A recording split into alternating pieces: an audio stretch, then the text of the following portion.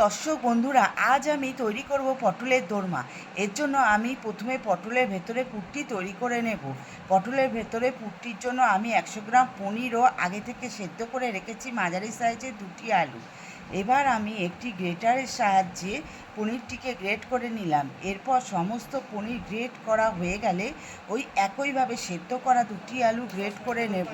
ওদিকে আমি কড়াইয়ে 2টি বড় সাইজের পেঁয়াজ বেরেস্তা করে নেব পুড়ে দেওয়ার জন্য। এরপর ধুয়ে রাখা পটলগুলিকে চামচের সাহায্যে এক এক করে ভেতরে সমস্ত দানাগুলো বের করে নিচ্ছি।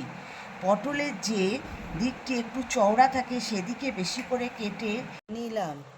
এবার আমি একটি বোলে প্রথমে গ্রেট করে রাখা আলু ও পনিরগুলি দিয়ে একে একে দিয়ে দেব ভেজে রাখা বেরেস্তা, ধনেপাতা কুচি, কয়েক টুকরো ভাজা চিনেবাদাম, কিছুটা পরিমাণ গোলমরিচ গুঁড়ো, স্বাদ মতো লবণ ও কিছুটা সামান্য কুকমির গুঁড়ো দিয়ে ভালোভাবে মেখে নেব।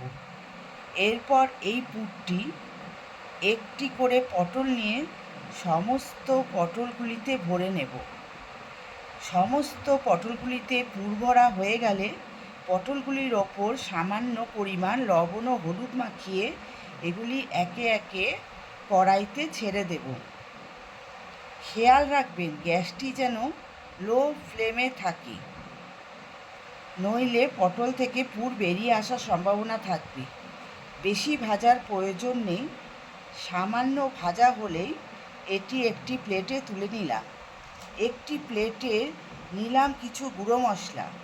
প্রথমে আমি তেলে দিলাম গোটা গরম মশলা, গোটা জিরে, কিছুটা পেঁয়াজ কুচি ও 2টো ছোট পেস্ট করা টমেটো, পরিমাণ মতো লবণ, হলুদ গুঁড়ো, কুকমির লঙ্কা গুঁড়ো, জিরে গুঁড়ো ও শেষে কাশ্মীরি লঙ্কা গুঁড়ো। এরপর আমি এতে পেস্ট করে রাখা পটলের দানা দিয়ে দিলাম। কিছুক্ষণ নাড়ানোর পর আমি এতে দিলাম ভেজে রাখা কিছুটা বেরেস্তা। আবারও কিছুক্ষণ নাড়ানোর পর এতে আমি পরিমাণ মতো জল দিলাম। জলটি ভালোভাবে ফুটে গেলে গ্যাসের ফ্লেমটি একটু কমিয়ে সমস্ত পটলগুলিকে আমি কড়াইতে দিয়ে দিলাম, নইলে পটলের পুর বেরিয়ে আসতে পারে। এবার ধনেপাতা কুচি ছড়িয়ে একটি ঢাকনা দিয়ে ঢেকে দিলাম।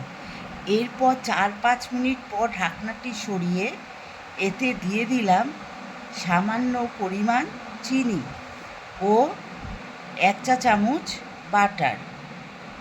বাটারটি হাতা দিয়ে সামান্য নাড়ানোর পর এটিকে এক এক করে একটি প্লেটে তুলে নিলাম পরিবেশনের জন্য। আরও নতুন নতুন রেসিপি পেতে চ্যানেলটিকে লাইক ও সাবস্ক্রাইব করে দেবেন।